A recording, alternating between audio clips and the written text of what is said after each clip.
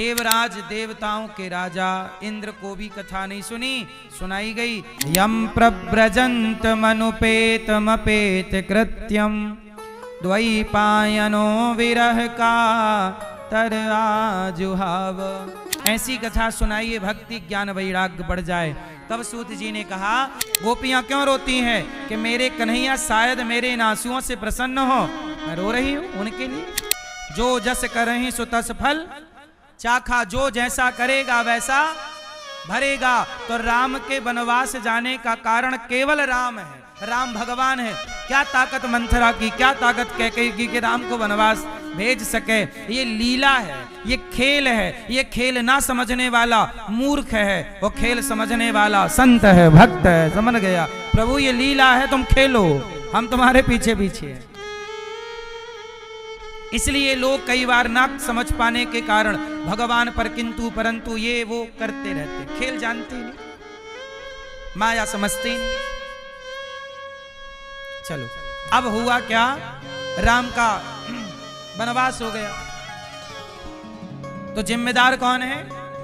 स्वयं राम। इसलिए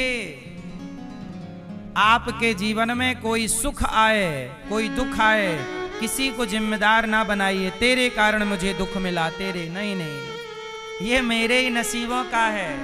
ये मेरे प्रभु चाह रहे हैं कि मैं हंसूं तो मैं हंस रहा हूं, मेरे प्रभु चाह रहे हैं मैं रोऊं, मैं रोऊंगा। मैं रो रहा हूं तो भी खुश हूं कि प्रभु रोता हुआ देखना चाहे तो मैं उनके लिए रो रहा हूं। गोपियां रोती हैं, कन्हैया चले गए। गोपियां क्यों रोती हैं कि मेरे कन्हैया शायद मेरे इन आंसुओं से प्रसन्न हो। मैं रो रही हूं उनके लिए। इसी बहाने उनकी याद आ रही है, स्मरण हो रहा, चिंतन हो रहा, प्रेम।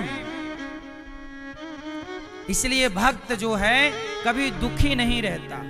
लोग सवाल करते हैं कि भक्त परेशान क्यों, भक्त दुखी क्यों। ये सवाल ही गलत है। जो भक्त होगा वो दुखी नहीं होगा, और जो दुखी है वो भक्त।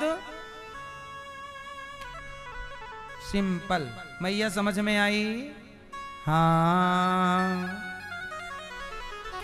तो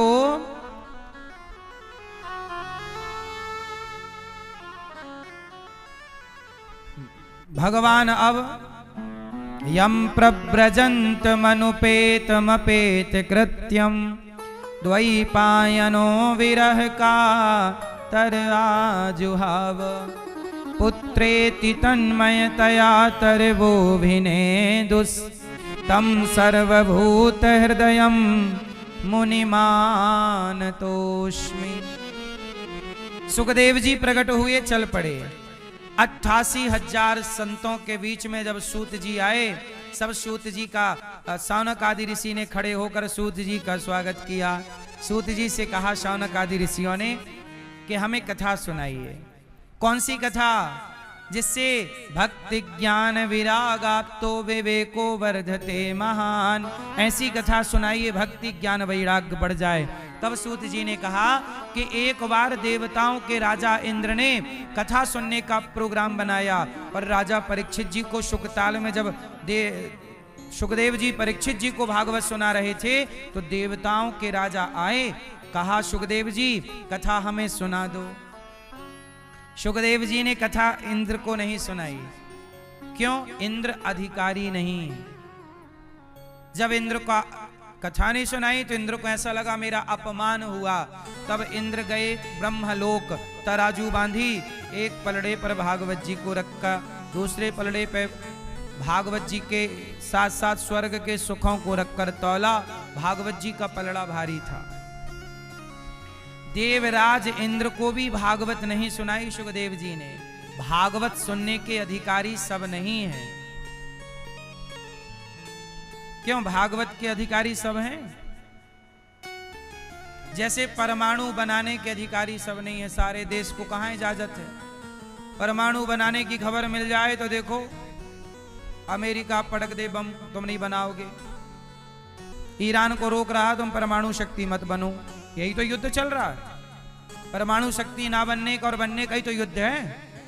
फिर मतलब कुछ ज्ञान ऐसा है कि उस ज्ञान के अधिकारी सब लोग, परमाणु का ज्ञान, भाई ये ज्ञान तुम्हें नहीं होना चाहिए, नहीं तो तुम परमाणु बना लोगे और पता नहीं क्या नुकसान कर दो देश को, दुनिया को।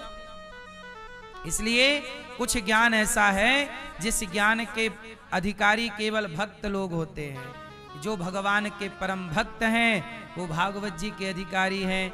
आप जैसे भक्त देखो ना, 3-3 घंटा यहाँ पर हमारी कुछ मैयाएं भैयाएं तो घर पर टीवी के सामने 3-3 घंटे बैठकर कथा सुनते हैं। तो आप अधिकारी हैं कि प्रेम करते हैं प्रभु से और आप कथा सुनते हैं।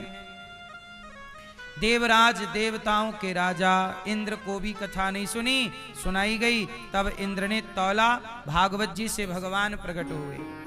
भागवत जी कौन है? प्रत्यक्ष भगवान का स्वरूप है। इसलिए भागवत सुनने से, जब आप भगवान की कथा, भागवत की कथा सुनते हैं तो भगवान आपकी व्यथा सुन लेते हैं। भगवान आपकी क्या सुनते हैं? जोर से, व्यथा।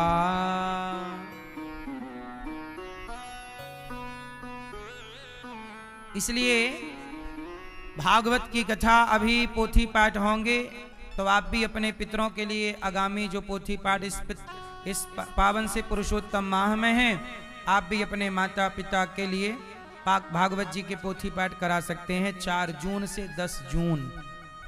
और आप भी ये सुंदर सा पुरुषोत्तम माह का लाभ ले सकते हैं। बार बार नहीं आता ये पुरुषोत्तम माह, विशेष महीना है ये, 3 वर्ष में एक बार आता है। अब क्या हुआ? इंद्र का अभिमान चूर हुआ, भागवत जी से भगवान प्रकट हो गए, इंद्र चरणों में गिर पड़े, क्षमा मांगी। एक बार ये भागवत जी देवर्षि नारद जी ने भी सुनी और भक्ति ज्ञान वैराग्य परेशान हैं, उन्होंने भी भागवत सुनी। किन्होंने सुनी? भक्ति महारानी ने। ज्ञान, उनके पुत्र का नाम है ज्ञान और वैराग्य। सोचिए, भक्ति भी भागवत सुनती हैं। और फिर उनका दुख दूर हुआ। भागवत नारद जी ने सनकादियों से सुनवाई, भागवत सुनी। सदा सेव्या सदा सेव्या श्रीमद् भागवती कथा, यस्याः श्रवण मात्रेण हरिश्चित्तम समाश्रयेत्। भागवत कब सुननी चाहिए? सदा। कितनी बार भागवत सुने? बार बार। राम राम रटते रहो जब तक घट में प्राण, कभी तो दीन दयाल के भनक पड़ेगी कान। जपते रहो, भागवत सुनते रहो। बार बार भागवत सुनने से क्या होगा? चित्त की शुद्धि होगी। एक सज्जन बोले कि गुरुजी हमें तो कुछ समझ आता नहीं, हम भागवत कैसे सुने? तब गुरुजी ने कहा ऐसा करो, ये टोकनी लो, गंगा जल भर के लाओ जाओ।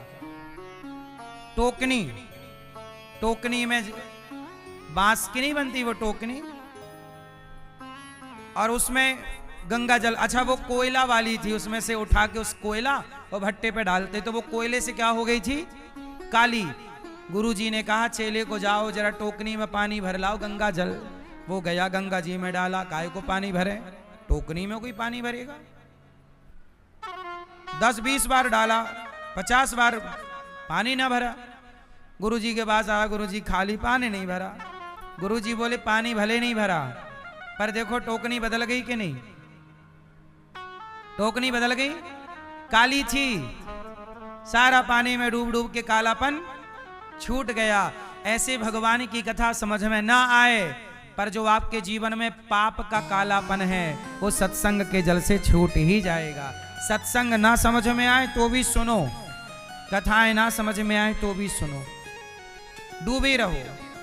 कुछ ना कुछ तो जीवन में बदलाव बिना कथा बदलती है।